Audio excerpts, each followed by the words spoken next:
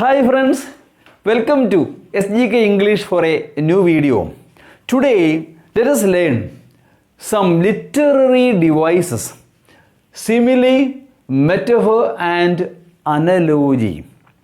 Okay, before beginning the lesson, let me request you to subscribe if you have not and support me by giving a like at the beginning of the video, not at the end, and also enable the bell icon so that you get notified whenever I upload a new video. Okay, thank you. Now come to the lesson. So you know what is simile. What is simile? Comparison of two things by using such words as, like, etc. Okay, now metaphor. In a way it is a comparison, but it says that there is no difference between two things. Actually, metaphor is implied simile. Such words as and like won't be used. It says there is no difference between two things. See, the best example is, my love is like a red rose. Is simile. It is just like, as, same as. But when I say, my love is a red rose, means there is no difference between my love and this red rose. It is metaphor. Then we come to the new item, that is analogy. What is analogy? Unlike simile or metaphor, it is not a figure of speech. Actually, analogy is not a figure of speech at all. Then what it is? It is, or they are, strong rhetorical devices. What is rhetoric?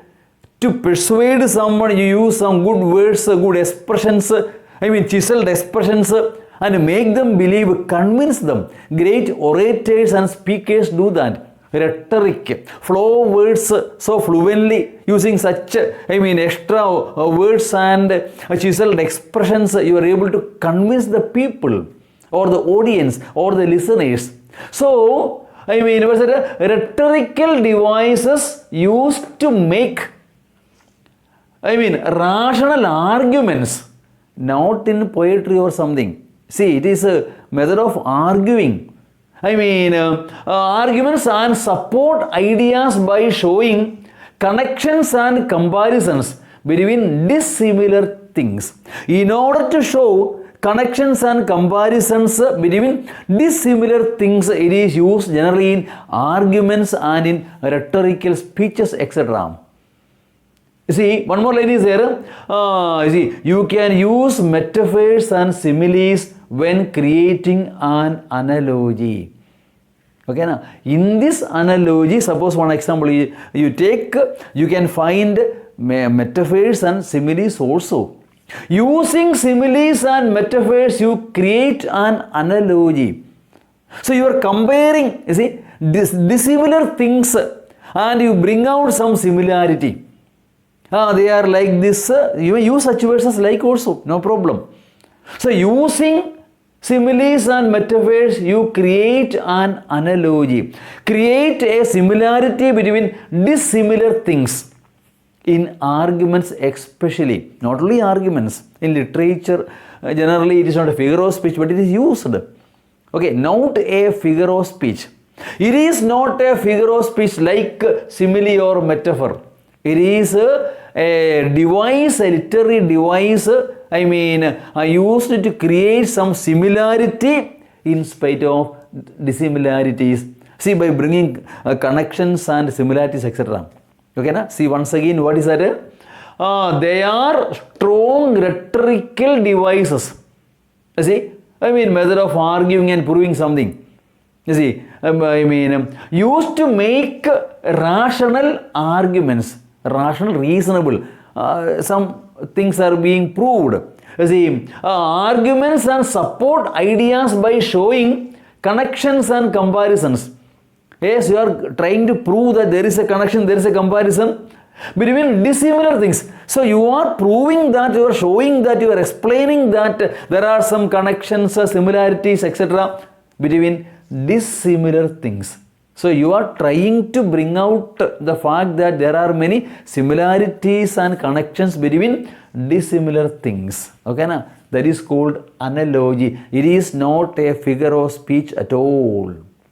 Take for example, I said, raising children requires, bringing up children requires same dedication you would give to a garden. You see, it requires same kind of dedication that you need while bringing up, you see, a garden, nurture them, feed them, introduce them to both light and dark, and have patience.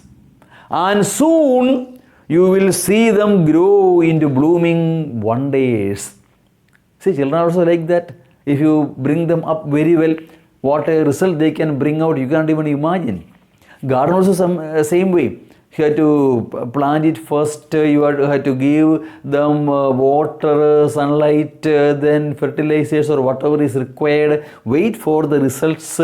It may take some months, sometimes years too. At the end you create a beautiful garden. Okay, now? Yes, you can see blooming wonders. In the same way, see, while bringing up children, also it happens the same way. See that once again, raising children requires the same dedication. Same dedication you would give to a garden. The same kind of dedication required as you give to a garden while bringing it up. Nurture them, feed them, introduce them to both light and dark. They should be introduced to light and dark, both. Children also should be introduced to good things as well as bad, means difficult things and easy things too. Easy things as well as difficult things also. And make them face dangers. Is it not so? Risk and danger will be there. They should be able to face them. Okay. So dark and light, okay, good things as well as bad things, they should be exposed to. You see? And have patience. You should have patience to get results from children as well as from a garden. I mean, and soon you will see them grow into blooming wonders. Very good example for analogy. See, using similes and metaphors, you are bringing some similarities between dissimilar things. Can a child be compared to a garden? No. You are bringing a comparison. See, by telling that bring up is somewhat same. You see, you have to nurture them, feed them, introduce them to light and dark as well, and at the end you will get wonderful results. See, wait and they will grow into blooming wonders. In such a way you prove some, you bring out some similarities between dissimilar things. Dissimilar things. Can you say that a child is like a garden? No. You cannot say a child is like a garden. Can you say? A child is like a garden. A child is a garden, can you say? No. Garden child, can you say? No. Child garden, can you say? No. Yes, simile and metaphor. So using similes and metaphors, you bring some similarities between dissimilar things. That is what an analogy is. I hope it is clear to you. Thank you for watching. Meet you with another video. Goodbye.